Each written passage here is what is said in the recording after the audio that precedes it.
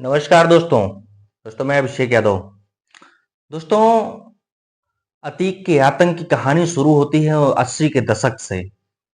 जब 1979 में Atiq Ahmad high school की परीक्षा में फेल हो गया, तो उसके बाद उसने इलाहाबाद के चकिया इलाके से गुजरने वाली मालगाड़ी से कोयले की चोरी करके उसे बेचने का धंधा शुरू कर दिया। पिता हाजी फिरोज अहमद चकिया इलाके में ही एक तांगा चलाकर अपने परिवार का पालन पोषण करते और लिहाजा अतीक अहमद चार भाई बहनों में सबसे बड़ा था। इसकी वजह से उसके ऊपर कम उम्र में ही जिम्मेदारियों का बोझ आ गया। अतीक अहमद को कोयला चोरी के धंधे में जब फायदा होने लगा, तो उसे चोरी रास आ गई और उसने चकिया इलाके के ही आवारा लड़कों की एक टोली बना करके उसका लीडर बन गया और भी बड़े पैमाने पर चोरी करके बेचने का कोयला बेचने का धंधा शुरू कर दिया। उसके साथ ही साथ उसने रेलवे के जो कबाड़ हुआ करते हैं, रेलवे के जो लोहे हुआ करते थे, उसको भी बेचना शुरू कर दिया। जब टोली के मेंबर की संख्या बढ़ने लगी, तो उसके जुर्म का दायरा भी बढ़ने लगा। अतीक के पास 2 नंबर के जब अकूत पैसे आने लगे, तो उसने चोरी के साथ ही छीना झपटी और जबरन वसूली भी शुरू कर दी और आगे चल करके लोगों को डराना धमकाना और रंगदारी वसूलना ही उसका पेशा बन गया। लेकिन वो अब तक पुलिस की नजरों में नहीं आया था, क्योंकि पुलिस उस वक्त इलाहाबाद के सबसे बड़े गुंडे से परेशान थी। 80 के दशक में इलाहाबाद का सबसे बड़ा गुंडा, जिसे 100 किलाही उर्फ चांद बाबा कहते हैं, उससे पुलिस परेशान हुआ करती थी। उस समय चांद बाबा का इतना खौफ था कि कहते हैं कि उसके इलाके में जाने से पुलिस भी कांपती थी और उसको वो जब किसी को कहीं दिख जाता, तो लोग अपना रास्ता बदल लिया करते थे। पुलिस भी उससे कांपती थी और उसके उसको और उसके गुर्गों को हाथ लगाना तो बड़ी दूर की बात थी, क्योंकि चांद बाबा का खौफ इस कदर था कि वो कट्टा तमंचा चाकू और छुरी से नहीं, बल्कि बम से हमला करता था। बम खुद ही बनाता था और चलते फिरते वो किसी के भी घरों मकानों दुकानों पर बम फेंक दिया करता था। उसका इतना दहशत था कि उसको उस वक्त इलाहाबाद का सबसे बड़ा बमबाज कहा गया। उस जैसा बमबाज न पहले कभी हुआ न आज है। कहते हैं कि उसके बम बनाने का तरीका कुछ इस तरह था कि वो चलते फिरते राह में भी वो बम बना करके फेंक सकता था। वो कानून को अपनी कठपुतली पे नचाया करता था। वो बेखौफ रहा करता था। उसका आतंक कुछ इस तरह था कि एक बार इलाहाबाद के ही एक बहादुर ऑफिसर ने अपने पूरे दलबल के साथ उसको पकड़ने के लिए धावा बोल दिया। उसको पकड़ने के लिए की जुर्रत कर दी, तो उसने उसी रात इलाहाबाद की कोतवाली पर अपने बमों की बौछार कर दी। उसी दौरान इलाहाबाद में ही चकिया इलाके में एक नया गुंडा अतीक अहमद भी अपना पांव पसार रहा था। जब अतीक अहमद अपने कोयला चोरी लोहे की चोरी सबके धंधे जबरन वसूली छीना झपटी जब कर रहा था, तो उसका भी धीरे धीरे लोगों के बीच खौफ बढ़ता गया और उसी दौरान वो एक गैंगस्टर एक्ट में उसके ऊपर मुकदमा दर्ज हुआ। एनएसए नेशनल सिक्योरिटी एक्ट के तहत कहते हैं कि ये मुकदमा उत्तर प्रदेश का वो पहला व्यक्ति था अतीक अहमद जिसके ऊपर एनएसए के तहत मुकदमा दर्ज किया गया था। अब चूंकि ये गैंगस्टर एक्ट इतना तगड़ा था कि उसका बच पाना मुश्किल था, तो उसने फिर इलाहाबाद के सबसे बड़े गुंडे चांद बाबा की शरण में जाकर अपने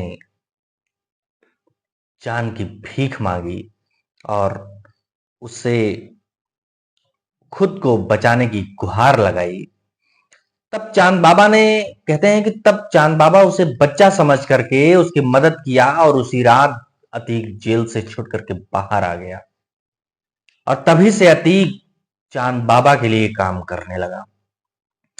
अब इलाहाबाद के सबसे बड़े गुंडे का हाथ जब अतीक के सर पर आ गया तो वो और भी बेलगाम और बेखौफ हो गया।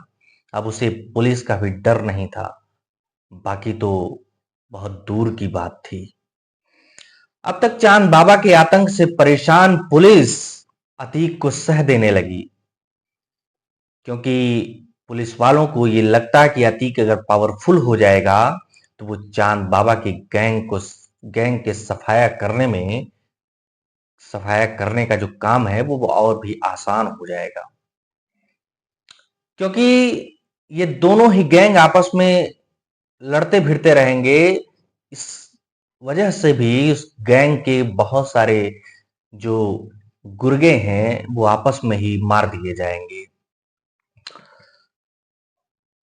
जब अतीक अहमद को पुलिस का भी सह मिल गया तो अतीक अहमद और भी खूंखार हो गया और उसके मुकदमों की जो तादाद थी वो दिन दूना और रात चौगुना के हिसाब से बढ़ने लगी थी उसके।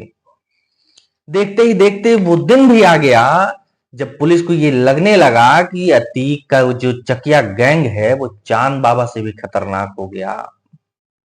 और इसी बीच इलाहाबाद में एक नए पुलिस अफसर का आगमन होता है। जब उस पुलिस अफसर ने अतीक अहमद के बारे में सुना तो उसने अतीक अहमद को उठवा लिया।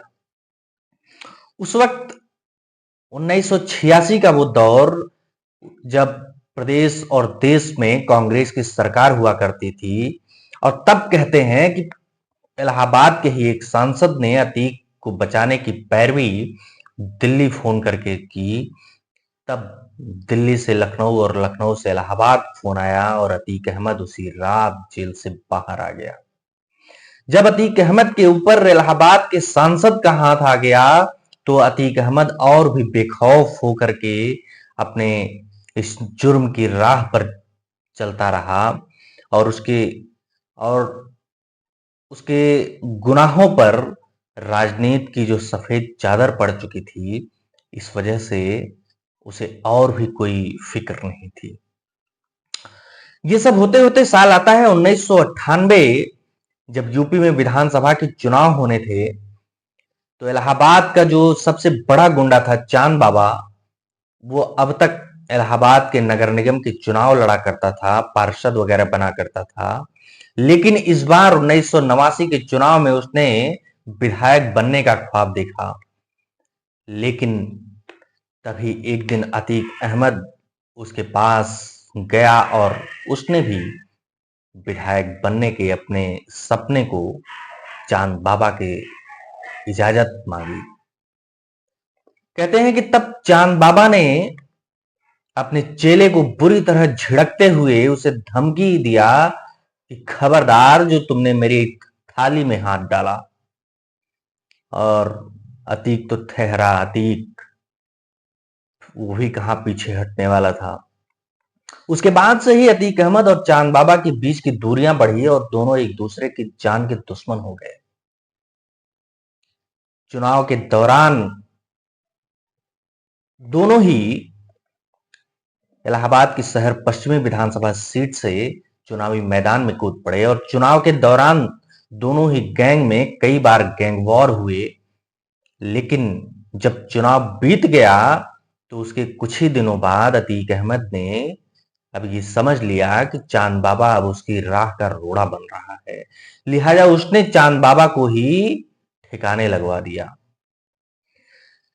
चांद बाबा जब अल्लाह को प्यारा हो गया तो उसने अतीक ने चांद बाबा के सारे अवैध धंधों को, उसके 2 नंबर के धंधे को हथिया लिया उसने। अब तक चांद बाबा के साथ रह करके अतीक अहमद काम करते हुए बम बनाना, जबरन वसूली, हथियारों की सप्लाई जैसे धंधों को अच्छे तरीके से सीख चुका था। और चांद बाबा के अल्लाह के प्यारे हो जाने के बाद ये काम अब अतीक अहमद करने लगा था।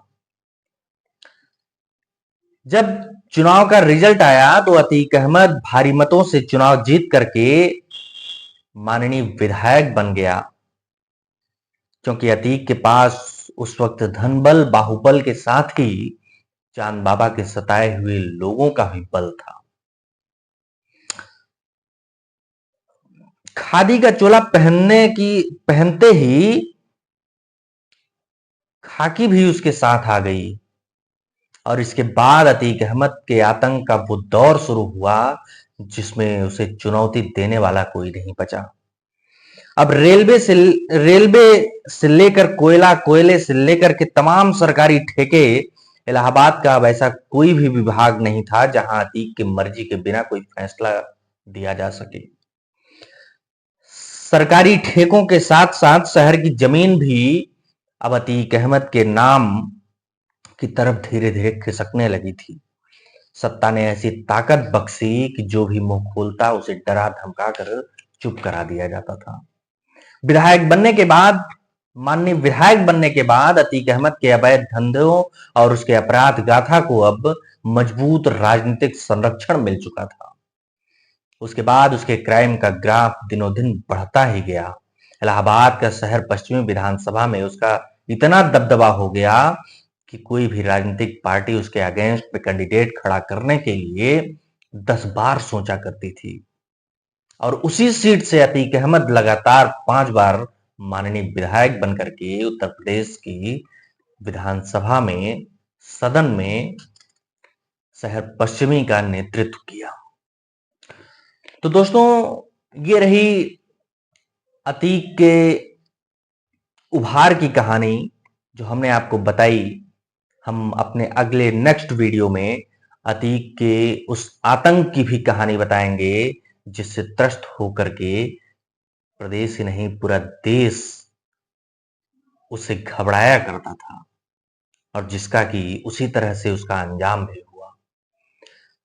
दोस्तों, मेरे इस वीडियो को आप ज्यादा से ज्यादा लाइक कीजिए और मेरे चैनल को भी सब्सक्राइब कीजिए ताकि मैं और भी इसी तरह के वीडियो, इंटरेस्टिंग वीडियो आपको बना करके लाता रहूं। तब तक के लिए धन्यवाद।